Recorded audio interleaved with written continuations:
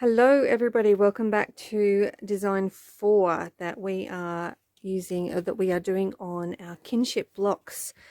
So this design is a little bit loopy. So I have blocks 13 to 16 here.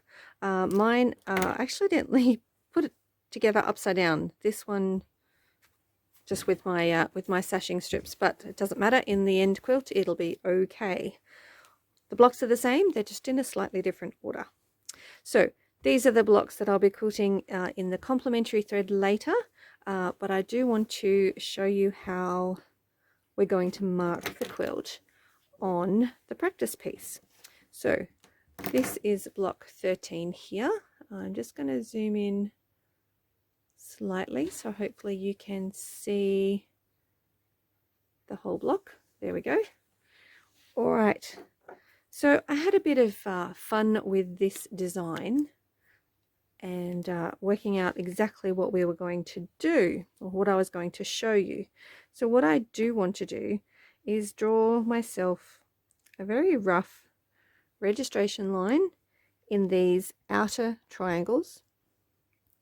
I'm just going to double check my, yes, and that's the registration lines for this block. So we are going to start, I'm not sure where we'll start, but I want to show you the marking first. On these 4 patch blocks, what I want to do is a big loop, and then I want to travel down this side here and do another loop, and then travel, do another loop, and travel down what would be a piecing line, and then do another loop and then travel. So essentially we're back to where we started from. In this triangle here I want to do 5 loops. So if you need to, you can draw yourself 5 evenly spaced lines and make your loops go over those. Now I am coming down to a point at the bottom of them, so that does make it a little bit easier for repositioning of hands.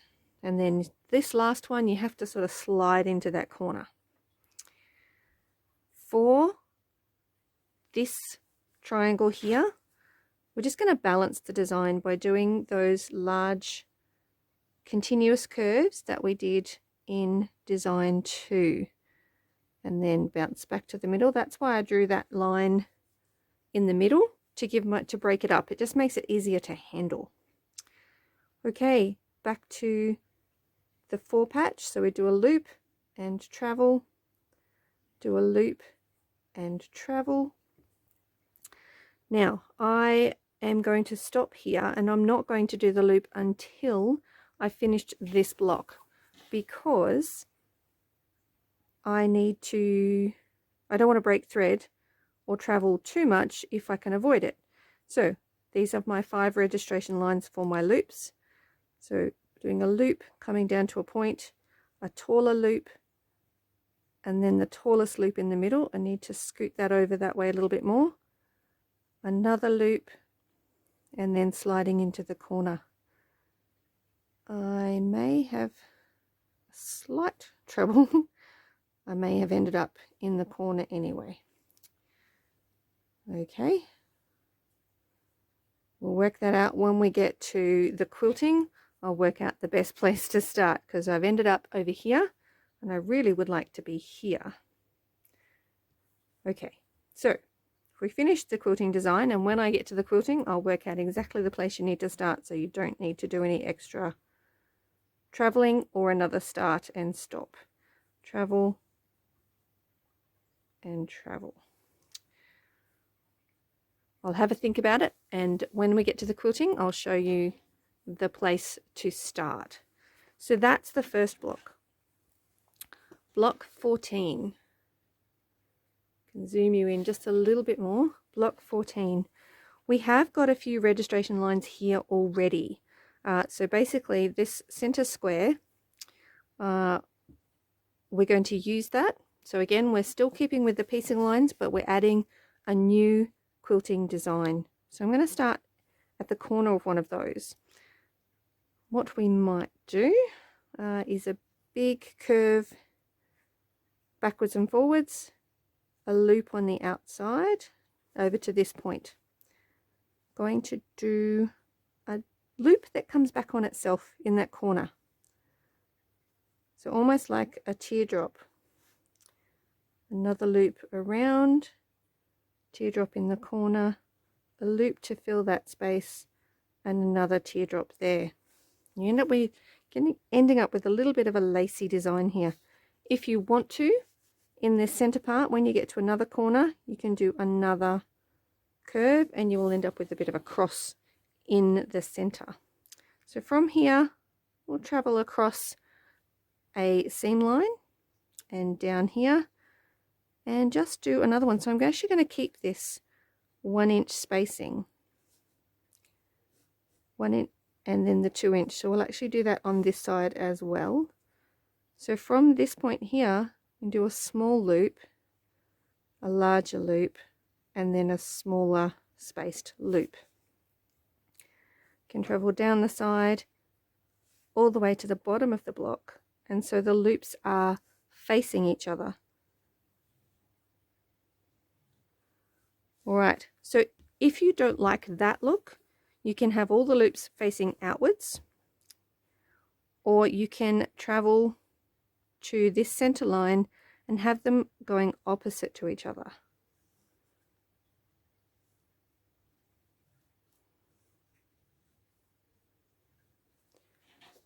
So hopefully you can see that.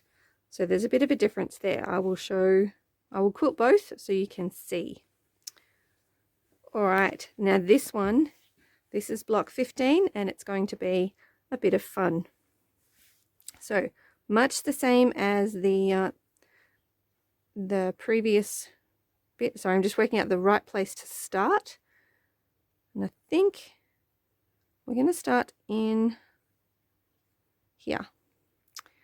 So this one, I did want to give myself a registration line. I've hidden my ruler somewhere. So I'll just draw this one as a straight line, just to break up the square. If you have, one of the keys to quilting is having it a bit even. So if you don't have it even, then you end up with puffy bits and it's not, just doesn't sit well. Alright, so looping in each of your squares, basically. In the corners, do that loop that comes back to itself instead of traveling over.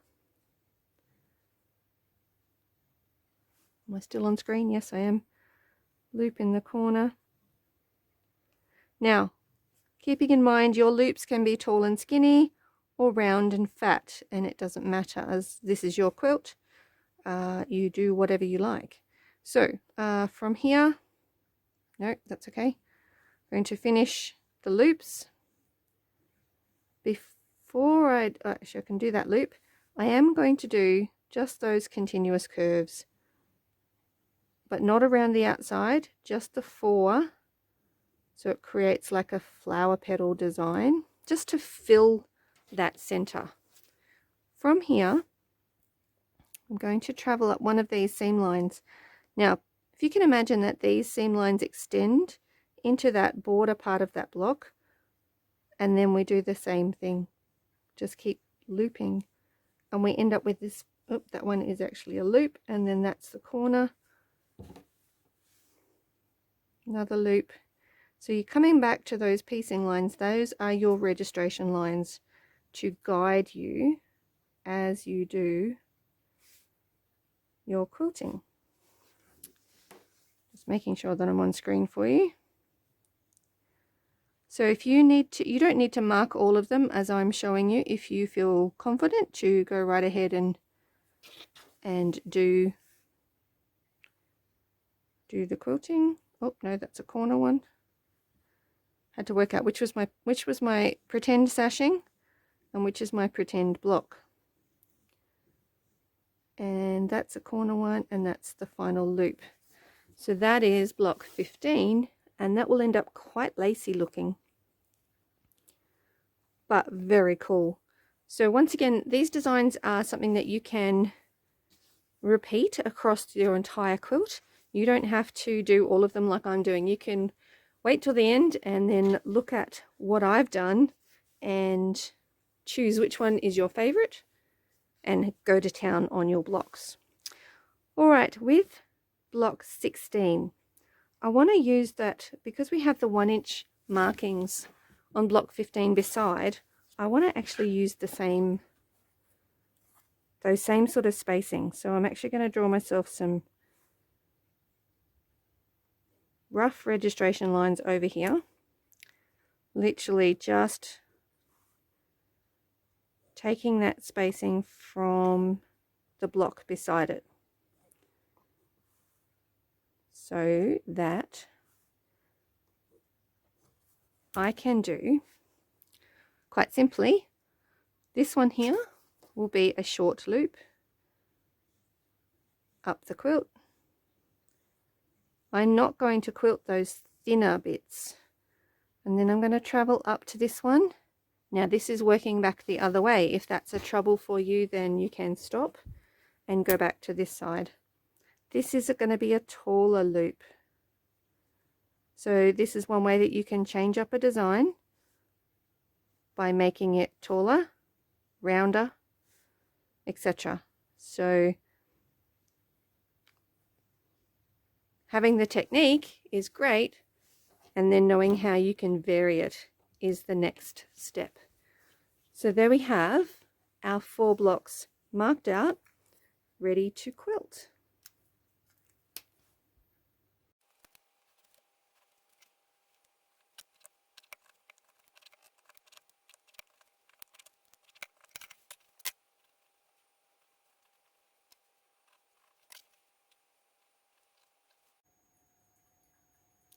Here we are with block 13. So I'm going to show you how to work your way around this block. Now we did have, you'll see how I do it slightly different to when we're marking it. And also I'll show you how to get all the way around this block with only one start and stop.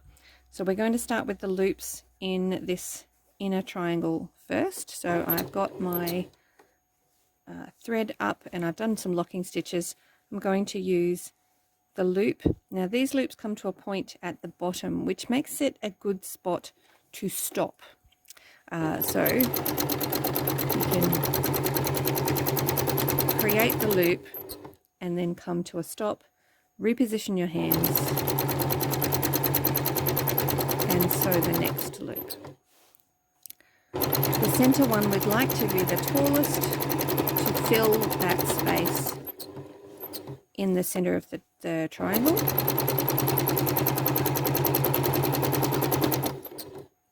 And then this corner one needs to go up and then slide into the corner. I have my machine set so the needle goes down when I stop. Alright, so I'm actually not going to do this outside line. I'm just going to come across and do a very shallow, I guess you could call it a fleur-de-lis shape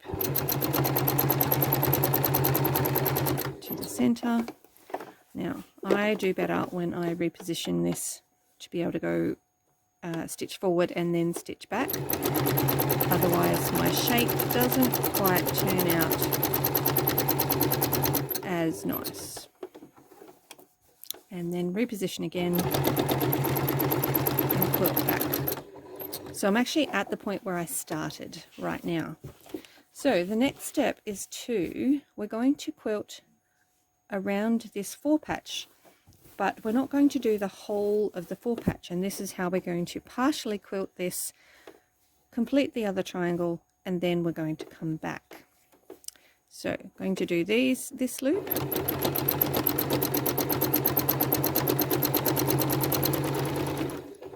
and that's where my starting threads have gotten caught, so I'm going to snip them off and hopefully pull them out, because they're actually stopping the machine from moving. They create a loop. And now we're going to stitch down what would be a seam line, This is where having extra here to hold on to is handy.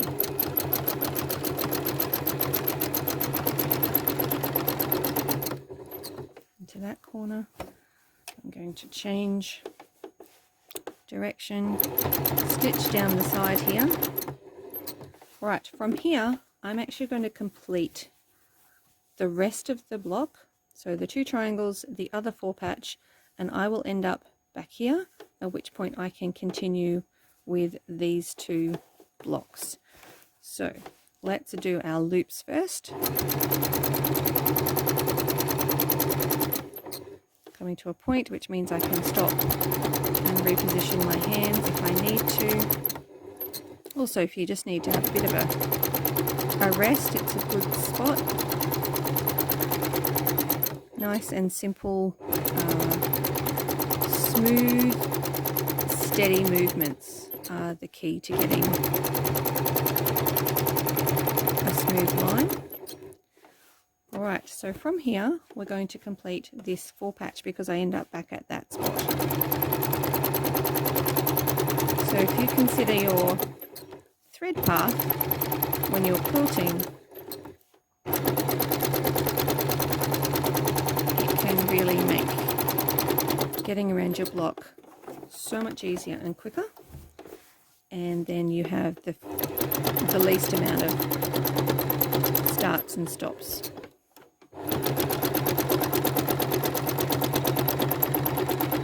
Remembering that a start and a stop are the weakest part of your quilting, so we try and have as few of those as possible.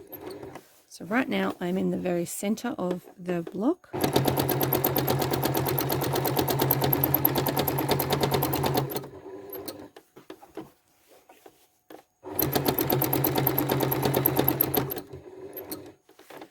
Okay, and so from here we're going to go and do those continuous curves like we did last week. So we're mixing the designs just a little bit, just so we don't overpower our block if we don't actually need to.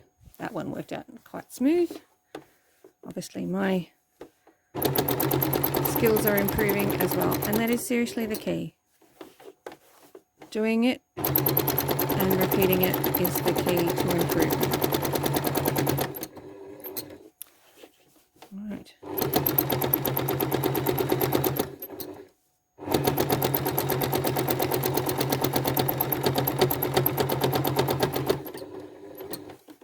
And the last bit is going back down here to where I finished, and this doing some locking stitches, and that is block 13. Here we are at block 14. So this is the one where it's got the stripes on the 3 rows on either side. The very inner one we're going to include in part of that center block, but these outer ones, this side I'm going to do it slightly different to the other side. This side is going to have the loops in, they're going to be opposite each other. So the base, I guess you could say, is facing away from each other. Now this center one is a little bit wider, so sliding into that corner is just that little bit extra of a challenge with the movement. But this way does mean that you can easily work your way back again.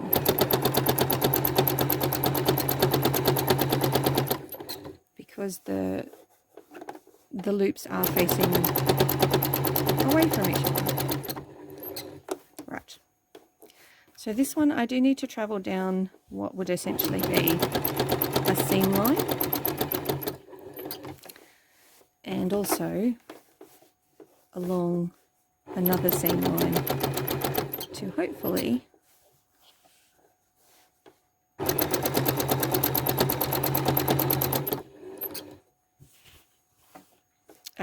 hopefully that would be hidden in a seam. It's not hidden on this one because it's just drawn on. So from here I'm going to do this center curve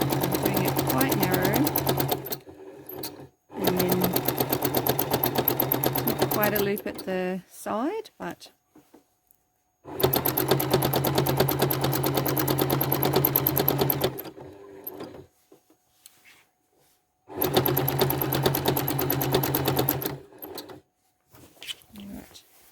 again, let's turn it round and do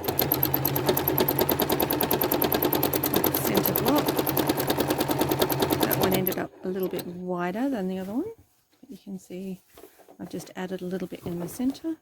Let's put that there so that I can hold the edge. The advantage of not having too large a block is that you can hold the edge.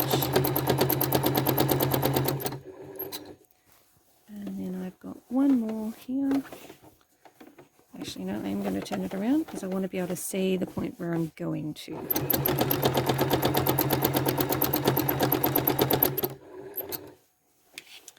There you go, that's the center part of that block.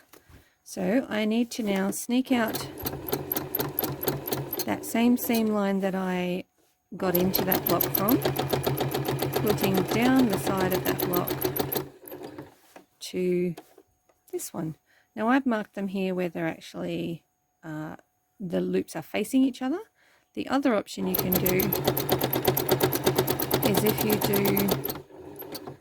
if you do them exactly the same, so that they're both facing away from the center block. So let's do one of them like that.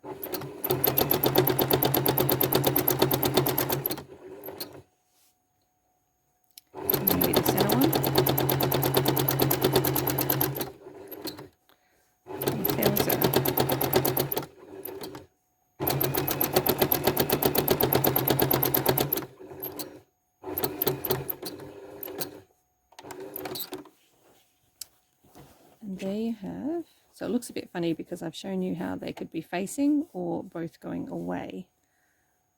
That is block 14. Block 15. So I have drawn myself a cross in the middle of this square on the diagonal, and I'm going to do that first. So I'm going to do these continuous curves just to fill the center of it. It's a little bit big to leave unquilted. So here we go. This is a bit of what we did last week. Put my needle down. Let's just work our way around the block. So the advantage of doing this first is that you stabilize a good portion of the block, and we're actually working our way around it. So this is actually quite handy to have a certain portion of this stabilized. Now, don't be concerned if you do not go exactly on the marking that you did. What you've drawn for yourself could just be a guide, but it doesn't have to be set in stone, and you can change it. So bring my corner loop. All right, I think I might work down.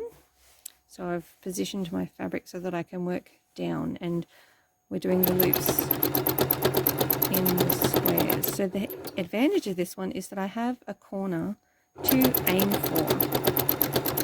So again, I'm not watching my needle, I am watching that corner, and it's amazing. It's a bit like throwing a ball and watching where you throw it, or catching a ball and watching the ball to catch it. If you watch where you want your needle to go, you are more likely to end up at that point. Turning the block so that I can work down the next side. So as with any quilting, this is not going to happen in a short space of time. I'm trying to show you, without making these videos too long, but also want to you to have the time and be inspired to go and have a go yourself. But yes, I'm just trimming the threads here. But quilting is not something that happens really fast. So give yourself some time time to practice and then time to sit and work. And you know what? If you can work on one block at a time, you'd be surprised at how quickly you will work your way through your blocks. But do give yourself that time to do it without feeling rushed. Oh, I'm liking the look of this block so far. And now remember, again, I've got a high contrast thread in so that you can see the quilting design, but you wouldn't necessarily have a high contrast thread. Alright, so from here I'm going to sneak out this seam line, pretend seam line, and basically work my way around the block again. So I don't have a full block to work in, but I do have the, I guess the remnants of it, because I've got my seam line here, so I can pretend that it extends. And instead of having a seam line, I aim for the top of what would be this seam line, so I still have a corner to aim for when I'm quilting. So whilst there's more registration lines just here where I was showing you, around the other sides there are not those blue lines. It's just the block marking, and that's what I'm using to work my way around.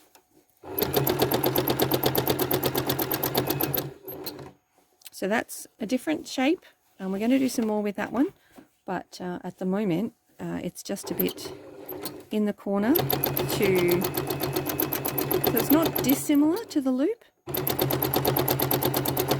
You just don't cross over, whereas with the loop we're scooting over and crossing.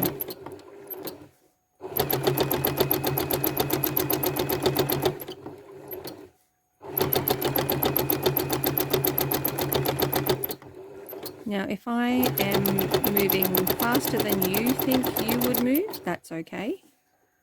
Everybody does this at their own pace. The key is to have a good balance between how fast your machine is going and how fast your hands are moving.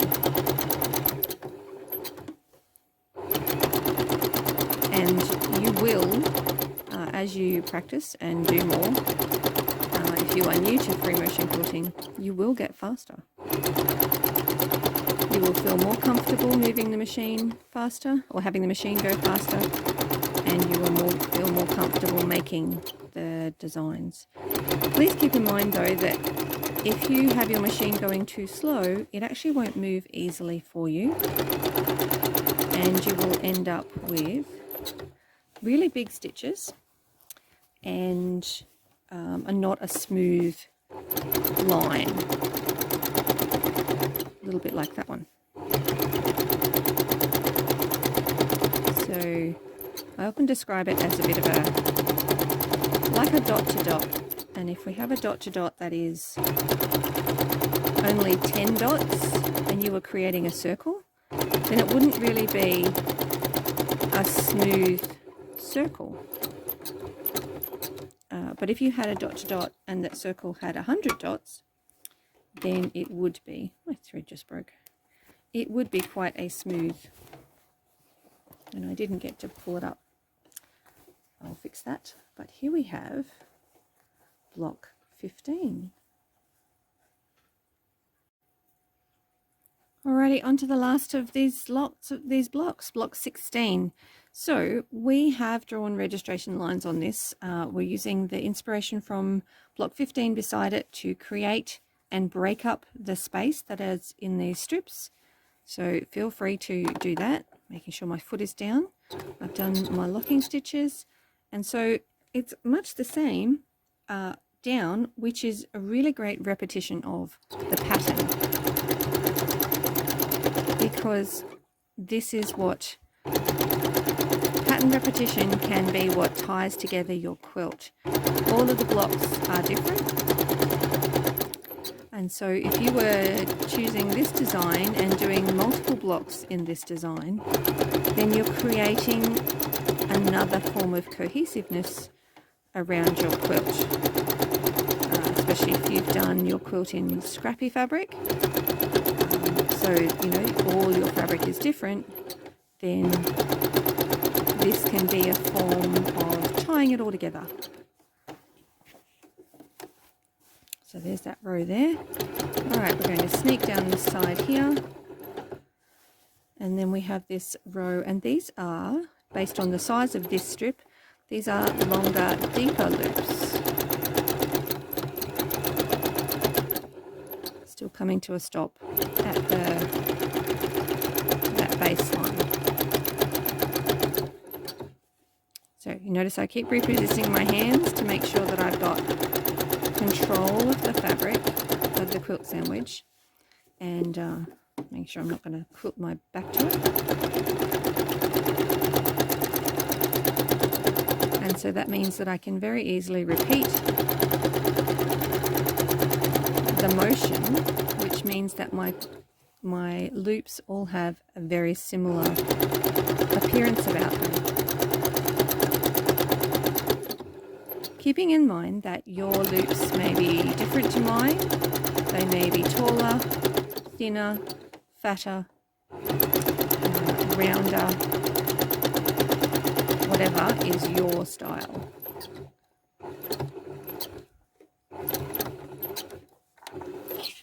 And there, at least in part, is block 16. And here we have the finished practice piece for these blocks. So you can see block 13 has the loops starting that are in those, well, I've done them as darker triangles. Let's put the actual block next to it, shall we? That might be a good comparison. So my practice piece, and tuck that bit under, there we go. And this is the actual block. I've gotten rid of my registration lines so that you can just see the quilting lines, and it turns out pretty good in this one. All right, so let's have a look at block 14. This side here is where they're facing opposite each other. This side here where they're going in that one direction. So each row, so talking more design here at the moment, each row goes away from the center block. This was something that we did in last week's video, so that's why we've included it, just to add a little bit of interest to those blocks. Let's go this end, and we'll fold that so we can have them next to each other. This is a much better idea, isn't it? All right, block 15. You can see there's lots of loops in this one. It looks quite lacy. We've filled in the center block enough to hold it down, and we've got this gorgeous repeating design. Much less noticeable in the actual block. And that's not a bad thing unless you would like it to be a feature, but it certainly means that your quilt is secure. You've continued that design on various blocks, which means that it's a cohesive look. All right, so block 16, you can see the loops on this lighter blue, not much in this darker one, even though the blue, again, it doesn't actually match the fabric, but because of the print, it loses it. So do be careful. Choose a design that isn't going to be too much work for something that you're not necessarily going to see. But you can see it here on my practice piece that it's actually the shorter loops and then these taller loops. Now, I will point out something to you that, so I'm just looking at the back of my real blocks. All right. I'm going to zoom in here and show you some boo-boos. And in case you get this, you'll understand why you're getting this. Do you see these? These are called eyelashes. And what this means is that I was moving too fast around this curve for the stitch, for the machine to keep up with me. And so my tension suffered. So there's actually quite a few of these around that block. And that's probably because I was rushing a bit, trying to show you the process to get around the block. So what I need to do in this, if you see this, is you need to have the machine going faster and your hands potentially at the same speed that you were doing it, but the machine needs to be stitching faster. So yeah, we try and avoid eyelashes. I did get quite a few of them, but when I did my practice piece, here we go. Oh, hang on, move that into view for you. I did not get them, so I was obviously going at a much better pace when I was doing this, but I was rushing on the practice one to demonstrate. There you go, how to fix things as well